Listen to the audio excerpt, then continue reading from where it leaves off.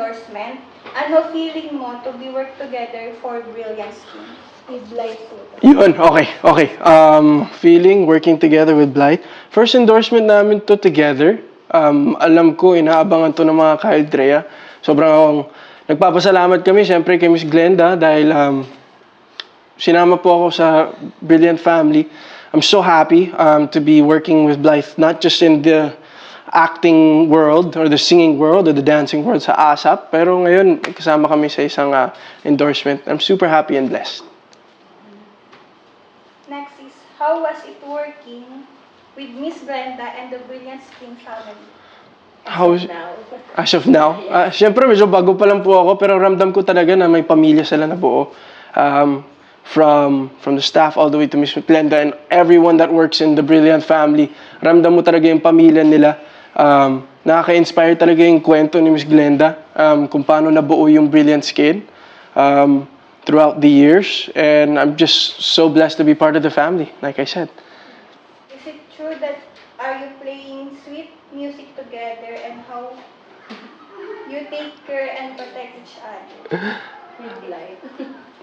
Is it true that we play sweet music together? Wow! Is it true? Ang sabi ko, we love music kasi. Totoo naman eh. Me and Blythe, one thing that we get along with very well is our music taste. Siguro doon din kami nagsimula. We always had the same music taste talaga. So totoo naman, we play.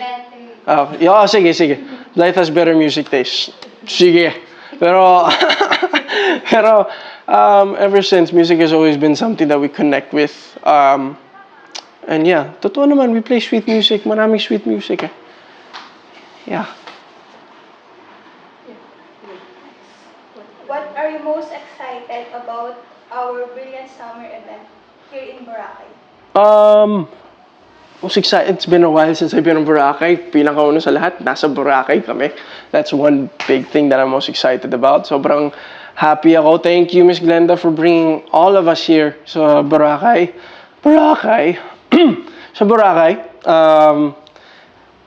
What else am I excited about? To meet the rest of the family of Brilliant Skin. Napakadaming tao dito sa Boracay, naming nagpunta. And I can't wait to meet every single one of them. Lahat ng manonood.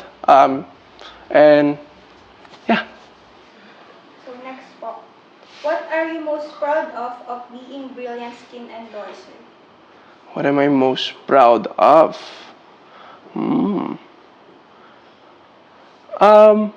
Like I said, kung paano po kasi nabuo yung Brilliant Skin, kita mo from the ground up talaga ginawa ni Miss Glenda. She really worked hard and she made a really big company out of what she started with. And sobrang nakaka-inspire yun sa lahat ng mga taong nangangarap. Di lang ako blessed dahil kasama ako sa kumpanya nila, pero nakasama na po ako sa pamilya. And I'm hoping that this is a long partnership na talagang makaka-inspire po sa iba. Ano ang mga dapat pang abangan sa pamilya Sagrado? Ano pang dapat abangan sa pamilya? Marami po eh. Sa totoo lang, hindi ko pa pwedeng sabihin lahat. Kasi baka maunahan ko sila mag-teaser, mag-promote, baka magalit pa sila sa akin. Pero isang kwento na talagang di ko akalain na gagampanan ko. I didn't think I would be part of this big of a project. Sobrang happy ako na nakasama ako sa isang napakalaking cast. From Piolo, Tito Pip, Ismailin, Shaina, napakadami pong artista na sobrang blessed and happy po ako na makasama sila.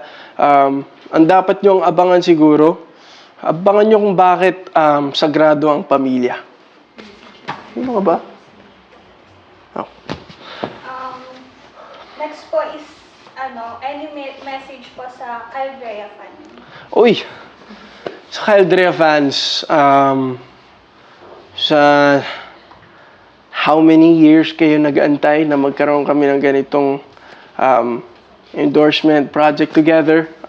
Sobrang kami nagpapasalamat. Nagpapasalamat po ako sa inyo. Mahal na mahal po namin kayo. Caldrea fans, for being there ever since the start. Talagang kumapit kayo hanggang dulo. Andito pa rin kayo. Di din mangyayari itong, alam ko hindi baka hindi ka ako makasama sa Brilliant Skin family na to. Hindi dahil sa inyo. And I really thank you guys for that. I love you guys. Sana kayo din, mag-sunblock kayo parate. I love you. Thank you, Kardrea. Mwah.